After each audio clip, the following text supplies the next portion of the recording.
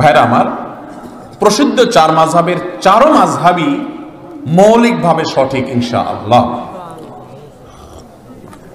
এ বিষয়ে সারা বিশ্বে আহলে সুন্নাত জামাতের কোন আলেমের, কোন ইমামের দ্বিমত নাই যে প্রসিদ্ধ চার মাযহাবের চারো মাযহাবই কি সঠিক। এখন প্রশ্ন হলো, সঠিক হলে তাদের মধ্যে তো দ্বিমত কেন? সঠিক হওয়ার পরেও দ্বিমত হতে পারে। সাহাবা ইকরাম রাসূল আকরাম সাল্লাল্লাহু আলাইহি ওয়াসাল্লামের যুগে তার জীবদ্দশায় অনেক মাসআলা নিয়ে দ্বিমত করেছেন। এটাকে বলা হয় মতবৈচিত্র্য। মতবৈচিত্র্য, এক একজন এক এক মত বুঝার ক্ষেত্রে রাসূলের নির্দেশটা বুঝতে গিয়ে এক একজন এক এক রকম বুঝতে পারেন।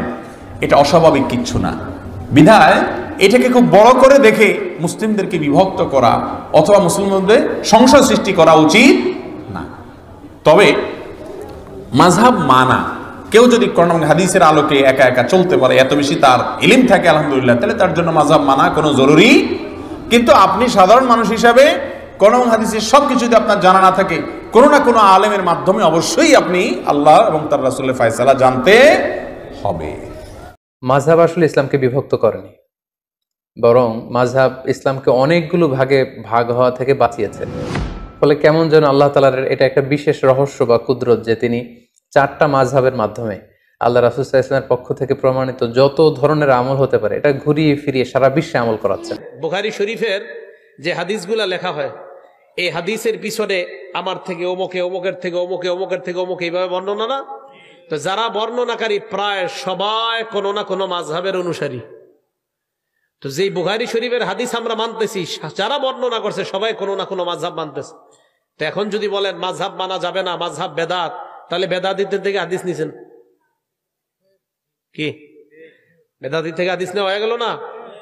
যেমন মনে করেন আমার উস্তাদ আবু জাফর আল কাসিমি, ওনার উস্তাদ আনজার শাহ কাশ্মীরি, ওনার উস্তাদ সঈদ হোসাইন আহমদ মাদানী, ওনার উস্তাদ মাহমুদুল হাসান দেওবন্দি, ওনার উস্তাদ কাসেম নানুতুবি, কাসেম নানুতুবি রহমতুল্লাহ আলাইহির উস্তাদ আব্দুল গনি মুজাদ্দিদি, ওনার উস্তাদ শাহ ইসহাক, ওনার উস্তাদ শাহ আব্দুল আজিজ, ওনার উস্তাদ শাহ ওলিউল্লাহ মুহাদ্দিসে দেহলভী, ওনার উস্তাদ মোহাম্মদ ইবনে ইব্রাহিম, আবু তাহের মোহাম্মদ ইবনে ইব্রাহিম আত-তাইমি, অথবা আবু তাহের মোহাম্মদ ইবনে ইব্রাহিম আল কুর্দি। এই মোহাম্মদ ইবনে ইব্রাহিম আল কুর্দি দেখেন, এখান থেকে শুরু দেখেন। এই ইব্রাহিম আল কুর্দি, মোহাম্মদ ইবনে ইব্রাহিম আল কুর্দি, উনি হাদিস বলছে যার থেকে, ওনার নাম ইব্রাহিম আশ-শাফিঈ। আশ-শাফিঈ তাহলে শাফি মাযহাব। তাহলে বুখারী শরীফের হাদিসের মধ্যে যে ইব্রাহিম আশ-শাফিঈ, শাফি মাযহাব। এই দেখেন শাফি মাযহাব, তাহলে মাযহাবের একজন পাওয়া গেল। তো বুখারী শরীফের এই হাদিসটা কেটে দেন, যেহেতু এখানে মাযহাবী একজন আছে। কথা কি বুঝে আসছে? তো দেখেন এই জায়গায় একজন মাযহাবী আছে, ওনার উস্তাদের নাম আহমদ ইবনে মোহাম্মদ, ওনার উস্তাদের নাম আহমদ ইবনে আব্দুল কুদ্দুস, ওনার উস্তাদের নাম মোহাম্মদ ইবনে আহমদ, ওনার উস্তাদের নাম আহমদ জাকারিয়া ইবনে মোহাম্মদ, ওনার উস্তাদের নাম ইবনে হাজার আসকালানি আশ-শাফি।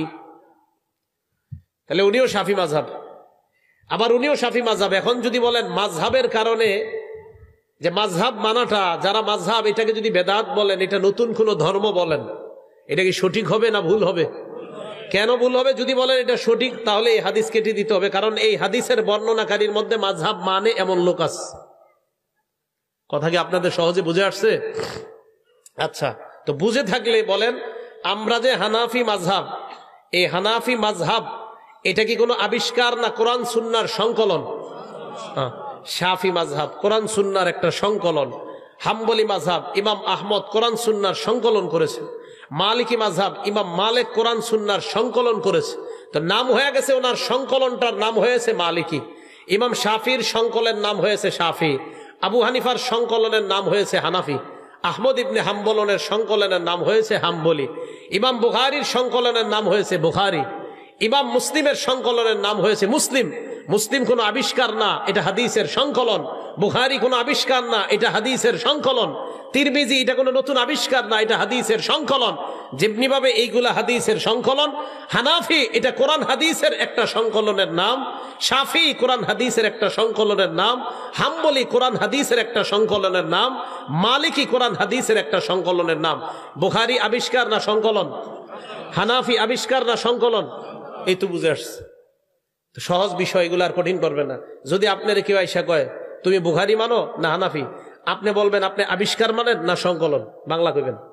তো উনি যদি বলে এটা আবার কি কইলে, আপনি কইবেন হ্যাঁ তুমি আবিষ্কার মানো নতুন না সংকলন। তো সে বলবে না নতুন আবিষ্কার বেদাত, আমি সংকলন মানি। তো বলবেন সংকলনের নাম কোন? তখন সে বলবে বুখারী।